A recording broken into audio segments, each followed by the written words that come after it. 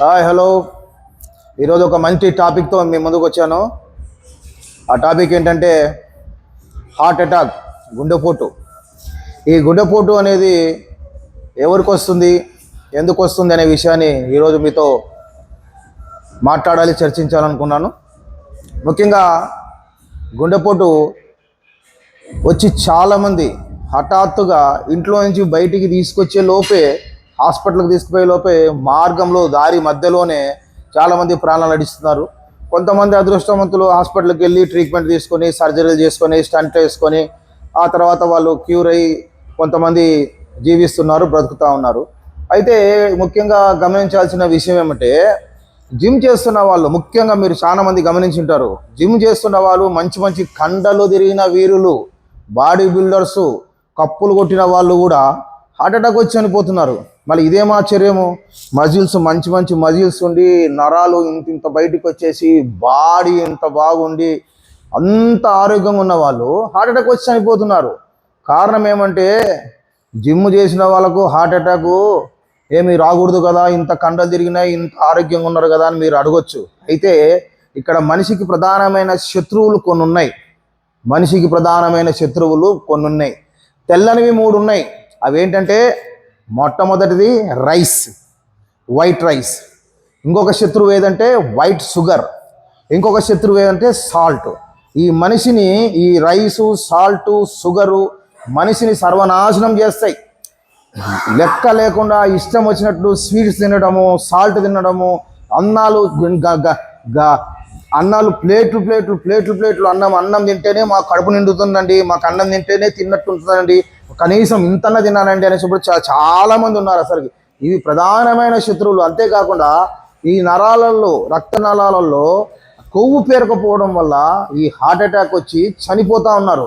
Gym చేసిన వాడు ఇష్టం వచ్చినట్టు ఇష్టానుసారంగా నేను జిమ్ చేస్తున్నాను బట్టి ఎక్కడ పడితే అక్కడ చికెన్లు, అవి నాన్ వెజిటేరియన్లు, ఏ ఆయిల్ పడితే ఆయిల్తో చేసినవి, ఒక పద్ధతి లేకుండా, ఒక కొలత లేకుండా, ఒక డైట్ లేకుండా తినడం వల్ల కండలైతే బాగా వస్తాయి. Chest, body, back, traps, shoulder, hands, legs అన్నీ బాగానే ఉంటాయి.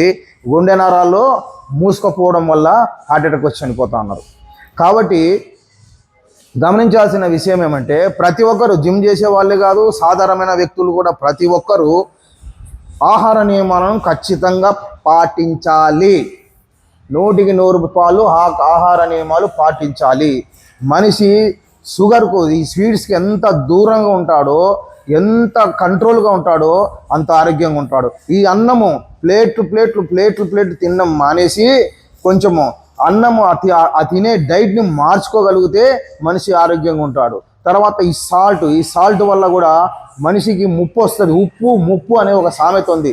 ఉప్పు వల్ల బీపీ పెరిగిపోవడము, ఉప్పు వల్ల స్ట్రోకులు రావడం జరుగుతూ ఉంది. కాబట్టి ఇటువంటివన్నీ మనిషి కంట్రోల్ చేసుకోగలిగి, దాంతోపాటు వ్యాయామం చేస్తూ, దాంతోపాటు పరిగెత్తు, దాంతోపాటు నడుస్తూ, దాంతోపాటు జిమ్ చేస్తూ ఈ డైట్ కంట్రోల్లో ఉండగలిగితే ఏ సమస్య లేకుండా ఆరోగ్యంగా, ఆనందంగా ఉండొచ్చు. అందుకే నేను చెప్పేది ఏంటంటే, నేను కూడా ఒకప్పుడు, నేను దాదాపు 1983-84 నుంచి ఈ జిమ్ నేను చేస్తూ ఉన్నాను. నేను చాలా అనుకునేవాడిని, నేను సైకిల్ తొక్కుతున్నాను, జిమ్ చేస్తున్నాను, వాకింగ్ చేస్తున్నాను, బాగా ఎక్సర్సైజ్ చేస్తున్నాను, నాకేం ఏ జబ్బులు రావు అనుకున్నా. నానా, తమ్ముడు, అక్క, అమ్మ, షుగర్ వచ్చింది, బీపీ వచ్చింది, హార్ట్ స్ట్రోక్ వచ్చినాక ఓపెన్ హార్ట్ సర్జరీ కూడా జరిగింది నాకు. కారణం ఏంటంటే, నేను జిమ్ చేస్తున్నా, నేను బాగున్నా, వాకింగ్ చేస్తున్నా బాగున్నా, పరిగెత్తున్నా బాగున్నా, స్విమ్మింగ్ చేస్తున్నా బాగున్నా, సైకిల్ తొక్కుతున్నా బాగున్నా అని అనుకుంటున్నా. కానీ రక్తనాళాల్లో కొవ్వు పెరగపోతున్న విషయం నేను గమనించలేకపోయినా, తినే తిండి విషయాన్ని గమనించలేకపోయినా.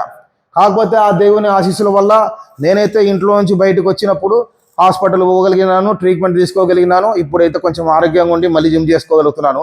అయితే చాలామందికి ఇటువంటి అవకాశాలు ఉండకపోవచ్చు. కారణం ఏంటంటే, టైం లేదు. మొత్తం 4 రక్తనాళాల్లో 3 బూడుకుపోయి, 4 బూడుకుపోయి, హాస్పిటల్ తీసుకుపోయి లోపల రక్తం బ్లాక్ అయిపోయి గుండె ఫెయిల్ అయి చచ్చిపోయే పరిస్థితులు ఉన్నాయి. కాబట్టి నేను తెలియజేసేది ఏమంటే, జిమ్ చేసే నా సహోదరులు కూడా తెలియజేసేది ఏమంటే, ముందు మీకున్న బాణగడుపులు తగ్గించుకోండి. జిమ్కి వచ్చిన వాళ్ళు కొంతమంది ఏం చేస్తారంటే, ఫస్ట్ వస్తేనే చెస్ట్ చేయడము, హ్యాండ్స్ చేయడము, బ్యాక్ చేయడము. అరే బాబు, మీరు చేయాల్సింది అది కాదురా నాయన. ముందు మీరు బరువు తగ్గండి రా స్వామి. వాకింగ్ చేయండి, ఫ్యాట్ బర్నింగ్ ఎక్సర్సైజ్లు చేయండి, వెయిట్ లాస్ ఎక్సర్సైజ్ చేయండి. తగ్గిన తర్వాత జిమ్ చేయండి. మీరు ఇంత లావు ఉండి ఇంత ఒబేసిటీ పెట్టుకొని కడుపులు పెట్టుకొని చేస్తే మీకు హ్యాండ్స్ ఏం కనపడతాయి, చెస్ట్ ఏం కనపడుతుంది, బ్యాక్ ఏం కనపడుతుంది? ముందు తగ్గాల్సింది తగ్గాలి కదా. కాబట్టి నేను చెప్పేది ఏమంటే, ఎన్ని చేసిన ఫుడ్ కంట్రోల్ అనేది మోర్ ఇంపార్టెంట్.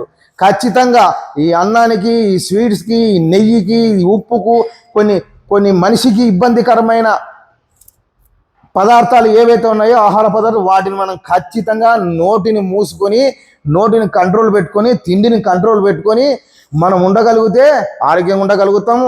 ఎన్ని ఉపద్రవాలు వచ్చినా, ఎన్ని ఇబ్బందులు వచ్చినా, ఎన్ని ఆరోగ్య సమస్యలు వచ్చినా బయటపడగలుగుతాం. నేను ఈ మధ్యకాలంలో ఒక పెళ్ళికి పోయి వచ్చి, అంటే పెళ్ళికి వెళ్తా ఉంటాను, ఈ మధ్యకాలంలో పెళ్ళికి పోయి వచ్చి, అది ఒక ముస్లిం సహోదరుల వివాహము. అక్కడ భోజనానికి పెట్టినప్పుడు మంచి పదార్థాలు, ఆహార పదార్థాలు, నాన్ వెజిటేరియన్ కానీ, స్వీట్స్ కానీ, బిర్యానీ కానీ పెట్టినారు. పెడుతుంటే గిన్నెలు లేచిపోతానే. ఎంత ఆశ అంటే జనాలకు, అదేమో నాకు అర్థం కాదు. కరువులో నుంచి వచ్చింటాడు, అడవిలో నుంచి వచ్చింటాడు నాకు తెలియదు, కానీ గిన్నెలు మాంసం పెడితే మాంసం గిన్నెలు అయిపోతాయి, ఫిష్ పెడితే ఫిష్ అయిపోతుంది, చికెన్ పెడితే చికెన్ అయిపోతుంది, స్వీట్స్, ఐస్ క్రీమ్స్, బిర్యానీ డబ్బాలు అయిపోతూ ఉంటుంది. అతి రంగా దీని మనుషులకి పడుకొని అది అరగక, డైజెషన్ కాక, గ్యాస్ ఫామ్ అయ్యి గుండెలో చెస్ట్లో పట్టేసి, ఇవన్నీ సమస్యలు అవసరమా? బ్రతికినంత కాలం తింటానే ఉంటాం. చిన్నప్పటి నుంచి మనం కొలితేసే ఎన్ని ఎకరాల బియ్యము, ఎన్ని ఎకరాల అన్నము, ఎన్ని ఎకరాల మనము ఆహారం తినింటామో మనం తలుచుకుంటూనే భయపడిపోయే పరిస్థితి. కాబట్టి నేను చెప్పేది ఏంటంటే, ఆహారాన్ని నియమాలను పాటించండి, ఆహారాన్ని కంట్రోల్గా తినండి, ఈ స్వీట్స్ను అవాయిడ్ చేయండి, ఈ షుగర్ను, ఈ యొక్క ఉప్పును అవాయిడ్ చేయండి, ఈ వైట్ రైస్ని తగ్గించేసేయండి. దానివల్ల మీకు నష్టము, ఇబ్బంది, సమస్యలే కానీ దానివల్ల ఎటువంటి ప్రయోజనం లేదు. కాబట్టి ఈ జిమ్ చేసే వాళ్ళు కూడా ప్రతిదీ ఖచ్చితంగా ఆహార నియమాలు పాటించాలి. నేను ఈ మధ్య ఇంకా బాగా గమనిస్తున్నానంటే, ప్రతి ఒక్కరి మధ్య జిమ్లోకి వస్తేనే ఆ క్రియాటిన్ వేసుకొని, ఆ ప్రీ వర్కౌట్ పౌడర్ వేసుకొని ఊపి ఆ తాగుతే తప్ప మేము జిమ్ చేయలేమనే పరిస్థితుల్లో ఈ మెంటల్గా వాళ్ళు ప్రిపేర్ అయిపోయి, సైకలాజికల్గా ఫిక్స్ అయిపోయి, వాళ్ళ మైండ్లో ఫిక్స్ అయిపోతున్నారు అన్నమాట. వస్తేనే పౌడర్ పోసుకొని సీసాలు పోసి ఊపి తాగి చేస్తారు. పోయి మళ్ళీ కొంచెం బరువు, మళ్ళీ కొంచెం బాడీ ఎనర్జీ, బాడీలో శక్తి తగ్గిపోతే మళ్ళీ పౌడర్ పోసుకొని మళ్ళీ ప్రోటీన్ పౌడర్. అరే బాబు, ఇవన్నీ కాదురా, న్యాచురల్గా దేవుడు మనకి ఎన్నో ఇచ్చినాడు రా స్వామి. అన్నీ మనం తినే తిండిలోనే ఉన్నాయి. నువ్వు ప్రోటీన్ పౌడర్ వేసుకుంటేనే నేను జిమ్ చేయగలుగుతా, క్రియాటిన్ తాగుతూనే నేను జిమ్ చేయగలుగుతా, ఏమి ప్రీ వర్కౌట్ వేసుకుంటేనే నేను బరువు వేసుకుంటా అనేది సైకలాజికల్లో నీలో ఉన్న మెంటాలిటీ తీసేసి లక్షణంగా మనం తినాల్సి, మన ఇంట్లోనే చాలా రెమెడీస్ ఉన్నాయి. మంచిగా బ్లాక్ కాఫీ ఉంది, బ్లాక్ టీ ఉంది, చాలా మంచివి కొన్ని ఉన్నాయి. వాటిని వాటిని ఫాలో అయితే నీకు ప్రోటీన్ పౌడర్లు అవసరం లేదు, న్యాచురల్గా ఉండొచ్చు. ఈ ప్రోటీన్ పౌడర్లు తీసుకొని రక్తనాళాలు బ్లాక్ అయిపోయి కండలు పెంచేసేసి, ఏ ఉడికి కావాలి నీ కండలు? నిన్ను గుంతలు పెట్టడానికి ఏవికి కండలు? ఆహార నియమాలు పాటించినప్పుడు నిన్ను గుంటలో పడుకోబెట్టుగా కండలు ఇవ్వనికి కావాలా? ఈ ఇన్ని సంవత్సరాలు జిమ్ చేయడం అంటే సామాన్యమైన విషయం కాదు. ఎంత కష్టం ఉంటుంది తెలుసా? ఈ జిమ్లో ప్రతిదీ మోస్తూ, బరువు చేస్తూ, వర్కౌట్లు చేస్తూ, వేరియేషన్స్ మారుతూ, రెప్యుటేషన్స్ పెంచుకొని గంటలు జిమ్ చేసి ఒక బాడీ తెచ్చుకొని, ఒక షేప్ తెచ్చుకొని కష్టపడి మనం ఉన్నప్పుడు ఆహార నియమాలు కూడా మనం పాటించాలి కదా. మనం ఖచ్చితంగా పాటించాలి కదా. ఖచ్చితంగా నిద్ర అనేది 100% మనం ఎంత సమయం అయితే ఈ శరీరానికి అవసరమో వాటిని మనం కేటాయించాలి. నీరు ఖచ్చితంగా, ఎంత నీరు మన బాడీకి కావాలో, ఎంత మనకు అవసరమైందో అది ఖచ్చితంగా తీసుకోవాలి. మనము గంటలు జిమ్ చేసేసి, ప్రోటీన్ పౌడర్ తాగేసి, క్రియాటిన్లు తాగేసి, ప్రీ వర్కౌట్లు తాగేసినంత మాత్రాన మనం సంపూర్ణమైన ఆరోగ్యవంతులం కాం తమ్ముడు. మనం ఆహార నియమాలు ఖచ్చితంగా పాటించాలి. నేను పాటించకపోవడం వల్ల నాకు ఓపెన్ హార్ట్ సర్జరీ జరిగింది, గుండె ఆపరేషన్ జరిగింది, హార్ట్ అటాక్. రోడ్లు కొండారెడ్డి బుర్జి ఏరియాలో అంబేద్కర్ విగ్రహం దగ్గర పోతా ఉంటేనే హార్ట్ స్ట్రోక్ వచ్చింది.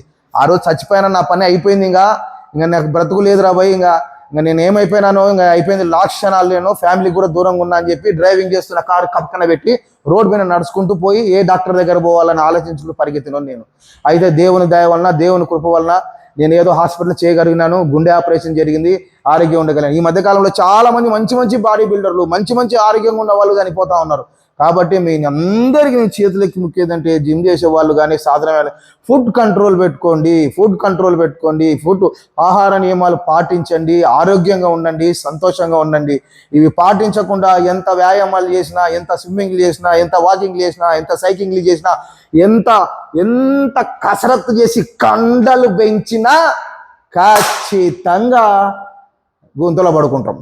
కాబట్టి షుగర్ రాకుండా, బీపీ పెరగకుండా, హార్ట్ స్ట్రోకులు రాకుండా, మనిషి లావు కాకుండా ఆహార నియమాలు పాటించండి. వాటితో పాటు వ్యాయామం చేయండి, ఆరోగ్యంగా ఉండండి. నమస్తే.